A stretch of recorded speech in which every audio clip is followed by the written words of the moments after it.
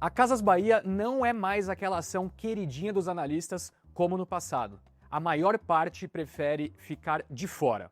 Alguns seguem recomendando até mesmo venda. Outros reconhecem que a empresa melhorou, mas ainda não compram a história. E isso é curioso, porque olhando de perto, a empresa já não é mais a mesma. O digital voltou a crescer, a dívida foi reestruturada, a pressão financeira caiu e até players como o Mercado Livre e Amazon passaram a se apoiar na operação logística da companhia. Mesmo assim, o mercado segue cético.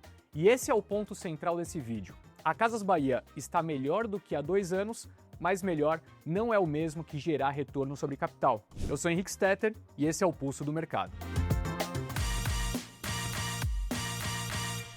Antes de entrar no detalhe, 3 métricas que vão aparecer ao longo do vídeo e que você precisa ter em mente para acompanhar o raciocínio. A primeira é o ROIC, a sigla em inglês para retorno sobre capital investido. É a medida de quanto uma empresa consegue tirar de lucro para cada real que colocou no negócio. A segunda é a alavancagem, que mede a relação entre a dívida líquida e o resultado operacional, o EBITDA. Uma alavancagem de 5 vezes significa que a empresa precisaria de 5 anos inteiros de resultado operacional só para pagar o que deve. Em 2023, a Casas Bahia estava nesse patamar. Agora, em 2026, está em apenas 0,4 vezes.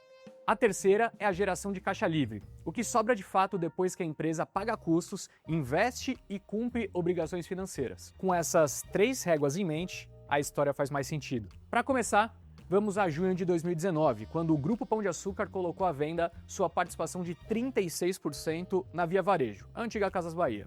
Um dos compradores dessa parcela foi Michael Klein, filho de Samuel Klein, o fundador da Casas Bahia. Com o caminho do controle livre, a ação disparou 40% em uma só semana. O Cassino, controlador do GPA, havia gerenciado a Via Varejo de forma negligente por anos. A empresa tinha escala, era a maior varejista física do Brasil, com marcas que as classes C e D reconheciam em qualquer canto do país, mas estava parada no tempo. Klein então traria agilidade, foco em rentabilidade e uma agenda digital que o Cassino nunca construiu. Nos meses seguintes, a empresa foi ao mercado explicar os ajustes que estava fazendo, afinal o marketplace crescia, os custos estavam sendo cortados e a equipe de gestão havia sido renovada. Porém, logo veio a pandemia e virou tudo de cabeça para baixo, mas no bom sentido, pelo menos no começo. Com as lojas fechadas, o e-commerce explodiu.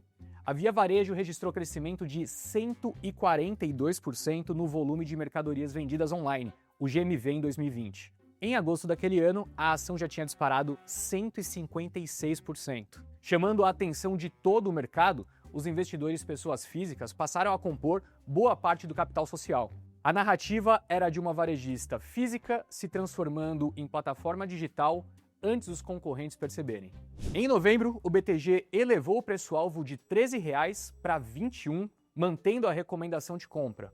O argumento era que a ação negociava com um desconto relevante em relação aos pares do setor e o banco escrevia que a Via Varejo deveria se beneficiar da consolidação do setor que favorecia players de maior porte. O rally não parou e as ações renovaram suas máximas históricas em meados de 2021, chegando próxima a R$ 21. O que nenhum relatório tinha dimensionado corretamente era o tamanho do passado que Michael Klein havia comprado junto com a empresa. Quando o Cassino controlava a Via Varejo, dezenas de milhares de funcionários foram contratados e demitidos com práticas trabalhistas questionáveis. Processos se acumularam durante anos sem que fossem adequadamente provisionados no balanço. No resultado do terceiro trimestre de 2021, a empresa revelou um pedaço da bomba: 2,5 bilhões em provisões trabalhistas. O mesmo BTG que tinha elevado o preço-alvo um ano antes, reduziu de R$ 21 para apenas R$ 8, um corte de mais de 60% numa só tacada, mudando a recomendação de compra para neutro. O negócio em si continuava funcionando, mas a empresa tinha pela frente um cronograma de desembolsos de 1,7 bi a 2 bilhões de reais nos 2 anos seguintes, exatamente no momento em que o Banco Central começava o ciclo de alta de juros que levaria a Selic de 2% para 13,75%. O consumidor das classes C e D, comprando eletrodomésticos a prazo com Selic a 13,75%, é um consumidor que adia ou cancela.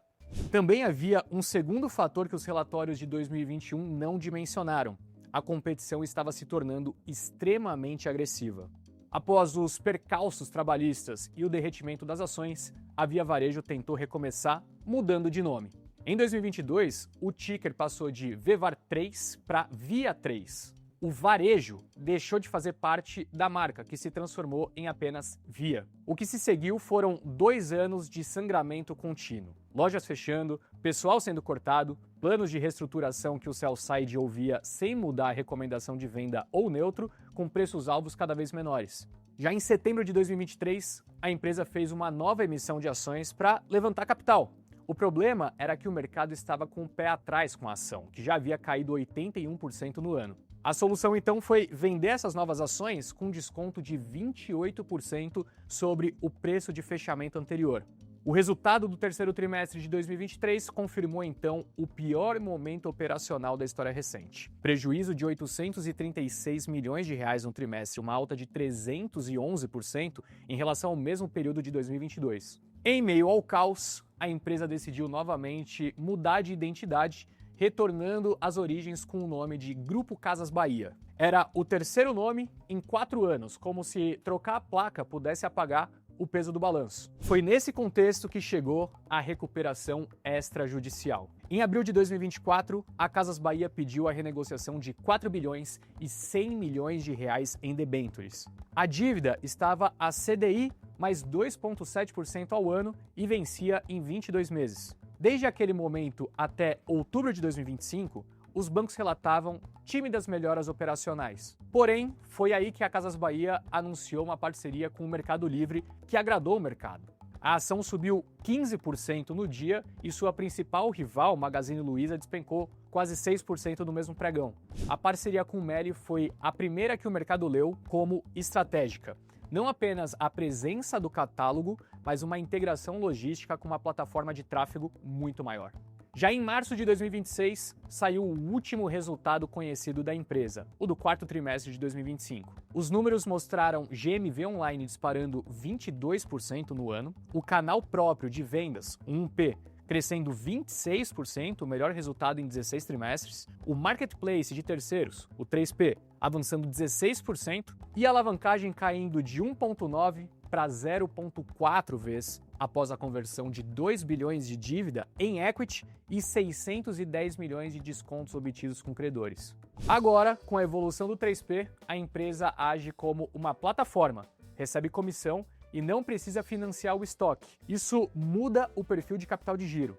A gestão de estoques melhorou, com um ciclo de conversão mais curto e menos produto parado. A parceria com o Meli adicionou volume novo para uma malha logística que já estava montada, usando ativos já existentes para gerar receita incremental sem custo adicional relevante. 2 anúncios principais chamaram a atenção. O primeiro foi uma nova parceria com a Amazon. A Casas Bahia passa a disponibilizar seus produtos na plataforma da Amazon Brasil, adicionando uma segunda fonte externa de tráfego para o próprio canal. O segundo foi o lançamento previsto de crédito consignado privado para abril de 2026, mirando um mercado endereçável de 120 bilhões de reais.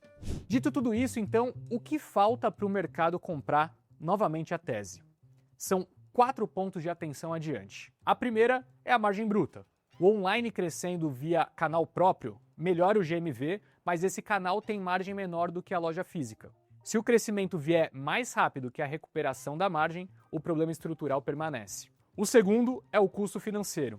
A Selic segue elevada e mesmo com a dívida renegociada, o peso dos juros ainda consome uma parcela relevante do caixa operacional. Qualquer queda da Selic é catalisador para o resultado. A terceira é a monetização das parcerias com a Meli e com a Amazon. Se o take rate do marketplace, ou seja, a comissão sobre cada venda intermediada, crescer com os novos canais e se a logística compartilhada melhorar a margem, o modelo pode se viabilizar mais rápido do que o consenso espera. E por fim, o quarto é o crédito consignado. Se funcionar, o mix de receita muda de forma relevante. A Casas Bahia resolveu o problema que quase a matou, mas a pergunta que fica agora é: será que a empresa será capaz de enfrentar o ambiente atual?